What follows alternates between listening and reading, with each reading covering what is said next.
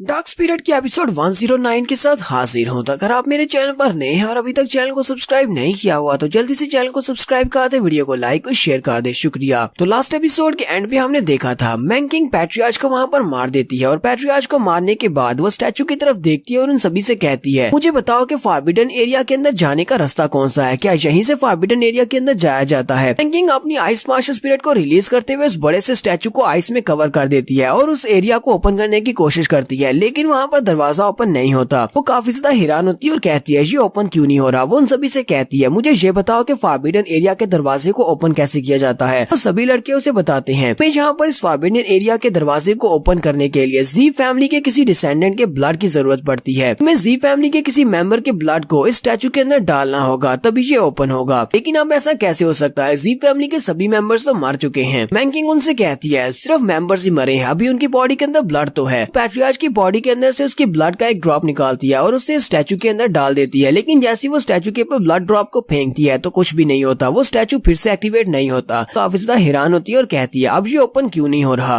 वो सभी लोग कहते हैं हो सकता है कि ये दरवाजा अपने आप दोबारा ओपन नहीं हो सकता, कि अगर ये दरवाजा दोबारा ओपन हो सकता पैट्रियार्च अपने ब्लड ड्रॉप को यूज करते हुए फॉरबिडन एरिया के दरवाजे को ओपन करके लिन फेंग के पीछे पीछे फॉरबिडन एरिया के अंदर जा सकते थे। लगता है कि एक बार जो अंदर चला जाता है वो अंदर से दरवाजे को ओपन करके बाहर आ सकता है। और वैसे भी जी फैमिली के सभी लोग इस फॉरबिडन एरिया के अंदर जा चुके हैं और वो सभी लोग सही सलामत वहाँ से वापस आ जाते हैं। तो लिन फेंग भी वहाँ से थोड़ी देर में वापस आ जाएगा। मैंकिंग उन सभी से कहती है, तो मुझे ये बताओ कि आखिर जी गवर्नमेंट के मेंबर फॉरबिडन एरिया के अंदर कितने दिन गुजार कर वापस आते हैं या फिर उन्हें कितना टाइम लगता है। वो लोग उनसे कहते हैं हमें इस बारे में श्योर तो नहीं है, कुछ लोग वहाँ पर कुछ दिन गुजारते हैं, कुछ महीने, और यहाँ तक कि कुछ लोग तो सालों गुजार कर वहाँ से बाहर निकलते हैं। मैंकिंग कहती है क्या वाकई में ऐसी बात है, क्या वो लोग यहाँ पर सालों या फिर महीने गुजार कर आते हैं। अपनी आर्मी की तरफ देखती है और उन सोल्जर से कहती है मैं यहाँ पर रुकूंगी, चाहे मुझे यहाँ पर साल के लिए क्यों ना रुकना पड़े, तुम सभी लोग वापस जा सकते हो। लेकिन वो सभी लोग भी लिन फेंग के लिए वापस जाने को तैयार नहीं है। वो लोग कहते हैं हम लोग भी यहीं पर रुकेंगे। वो लड़के बहुत ज्यादा हैरान होते हैं और कहते हैं आखिर ये सारे सोल्जर्स और ये लड़की है कौन जो कि लिन फेंग के लिए पूरा साल भी इंतजार करने को तैयार है। नेक्स्ट सीन फिर से हमें अंदर का दिखाया जाता है। लिन फेंग उस बड़े से स्टैचू की तरफ देख रहा होता है। लिन फेंग कहता है बड़ा सा स्टैचू ये भी एक स्कल्पचर नहीं है, इस स्नेक की तरह ये भी एक एक्चुअल बॉडी है, यानी कि ये एक इंसान की बॉडी है। हालांकि ये बंदा मर चुका है और इसकी सांस नहीं चल रही, लेकिन फिर भी इसकी बॉडी अभी तक डिकम्पोज नहीं हुई और इसकी बॉडी यहाँ पर बिल्कुल एक स्टैचू की तरह पड़ी हुई है। फेंग और जिंजी जब उस स्टैचू के सामने खड़े होते हैं तो स्टैचू की आंखें चमकना शुरू हो जाती हैं और वहाँ पर जबरदस्त एनर्जी निकलती है और वो एनर्जी लिन फेंग और जिंजी की बॉडी को कवर कर लेती है। स्टैचू के अंदर से आवाज आना शुरू हो जाती है। वो स्टैचू कहता है तो फाइनली बाहर की दुनिया से कोई तो यहाँ पर आया, मैं काफी लंबे अरसे से इंतजार कर रहा था कि कोई तो यहाँ पर आए। स्टैचू की आंखों से जो रोशनी निकलती है लिन फेंग और जिंजी दोनों को अपने स्पिरिट वर्ल्ड के अंदर ले जाती है। तो वो मास्टर उनसे कहता है तुम दोनों को ज्यादा परेशान होने की जरूरत नहीं है, दुनिया में हमारी सोल जिंदा रहती है जबकि हमारी बॉडी जो कि फ्लैश से बनी होती है और हड्डियों से बनी होती है वो डिस्ट्रॉय हो जाती है या फिर मर जाती है। लेकिन बहुत सारे पावरफुल कल्टिवेटर्स और बहुत सारे पावरफुल बीस्ट ऐसे हैं जिनकी सोल्स डिस्ट्रॉय नहीं होती। हालांकि मेरी बॉडी एक लंबे अरसे पहले ही मर चुकी है, मेरी सोल अभी तक जिंदा है। मैं बहुत ज्यादा स्ट्रॉन्ग था, इसी वजह से मैं अभी तक अपनी सोल को जिंदा रख पाया हूँ। लेकिन अफसोस की बात यह है कि पिछले हजारों साल से मेरी सोल का ये टुकड़ा अभी तक जिंदा था, लेकिन आज मेरा आखिरी दिन है, आज मेरी सोल यहाँ से डेसिपेट हो जाएगी। फेंग हैरान होकर उसे कहता है इस बात का क्या मतलब है कि हमारी फ्लैश एंड बोन्स वाली बॉडी मर जाती है लेकिन हमारी सोल जिंदा रहती है। तो ये एल्डर जो कि यहाँ पर इनसे बात कर रहा है इसका नाम ज़ीकियान नहीं है, बल्कि वो लास्ट जिसकी बाहर पड़ी हुई थी जिसका कंकाल पड़ा हुआ था वो एल्डर ज़ीकियान था। मास्टर इनसे कहता है जब पहली बार इनके जी फैमिली का मेंबर जिसका नाम ज़ीकियान था वो यहाँ पर आया था तो मैंने अपनी कुछ पावर का हिस्सा दिया और साथ ही मैंने उसके लिए एक रूल सेटअप किया था। यहाँ पर सिर्फ वही लोग इंटर हो सकते हैं जो कि एक दूसरे से प्यार करते हों। उसके बाद से ज़ीकियान ने बाहर जाने के बाद अपने एंसेस्टर्स में से सिर्फ उन्हीं लोगों को यहाँ पर भेजा जो कि शादीशुदा हो, कि नई नई शादी होती है वो उनको यहाँ पर भेज देते हैं क्योंकि वो एक दूसरे से प्यार करते हैं। मैं उन सभी को अपनी पावर्स का कुछ कुछ हिस्सा दे देता हूँ। लेकिन तुम दोनों को देखकर तो मुझे लगता है कि तुम लोग जी फैमिली से रिलेटेड नहीं हो। लेकिन जो भी हो तुम लोग अगर मुझे यहाँ पर मिल रहे हो तो इसका मतलब ये सब कुछ तुम्हारी किस्मत में था, क्योंकि आज मेरा आखिरी दिन है, मेरी सोल डेसिपेट होने वाली है और मैं अपनी सोल में से कुछ भी बचा कुचा है वो सब कुछ तुम्हें देने वाला हूँ। सिर्फ इतना ही नहीं बल्कि तुम दोनों के पास ब्लड स्पिरिट की पावर है, तुम दोनों ही वाकई में बहुत ज्यादा टैलेंटेड हो। फेंग उसे कहता है जिंजी के बारे में तो मुझे पता है कि ये डॉन फैमिली की यंग मिस है, इसी वजह से इसके पास ब्लड स्पिरिट है सीलिंग डोर्स की। तुम मेरे बारे में कैसे कह सकते हो कि मेरे पास भी ब्लड स्पिरिट है? मेरे फादर या फिर मेरी फैमिली में, मेरी लिन फैमिली में किसी के पास भी कोई भी ब्लड स्पिरिट नहीं है। मेरे फादर तो एक आम से इंसान है। हाँ ये बात ठीक है कि मेरी मदर के पास स्नेक स्पिरिट थी, वो मेरी माँ की तरफ तरफ से मुझे स्नेक स्पिरिट मिली है, लेकिन वो तो एक ऑर्डिनरी सी स्नेक स्पिरिट है, वो एक ब्लड स्पिरिट कैसे हो सकती है। हालांकि मैंने अपनी माँ को कभी भी नहीं देखा, लेकिन मुझे लगता है कि ये स्नेक स्पिरिट मुझे उन्हीं से मिली है। वो मास्टर जिनजी से कहता है, लड़की के पास अब ज्यादा टाइम नहीं बचा, क्योंकि तुम इस लड़के से काफी ज्यादा वीक हो। इसी वजह से सबसे पहले तो मैं तुम्हारे पोटेंशियल को बढ़ाने के लिए तुम्हें थोड़ी सी स्ट्रेंथ दे देता हूँ। मैं तुम्हें अपनी कुछ पावर दे रहा हूँ जिससे तुम काफी स्ट्रॉन्ग हो जाओगी, लेकिन मेरी इस सारी पावर को तुम्हें खुद ही अंडरस्टैंड करना होगा। जिनजी उनसे कहती है, ठीक है, मैं इसको एक्सेप्ट करूंगी। वो मास्टर जल्दी से अपनी सोल पावर को रिलीज करते हुए जिनजी की बॉडी को उस पावर के साथ कवर कर देता है और उसे कहता है, मेरी पावर के साथ साथ तुम्हें कुछ नॉलेज भी मिलेगी और तुम्हें अपनी नॉलेज को यूज करते हुए इस पावर को अपने लिए यूटिलाइज करना है। जिनजी वहीं पर कल्टीवेट करने की स्टेज में बैठ जाती है और उस सारी पावर को अपनी बॉडी में एब्जॉर्ब करना स्टार्ट कर देती है। इसके बाद मास्टर लिनफेंग से कहता है, लास्ट टाइम जी फैमिली का जो आखिरी मेंबर यहाँ पर आया था, मैंने उसे कहा था कि अगली बार बहुत सारे मेंबर्स को यहाँ पर भेजना, क्योंकि मेरी सोल डिस्ट्रॉय होने वाली है।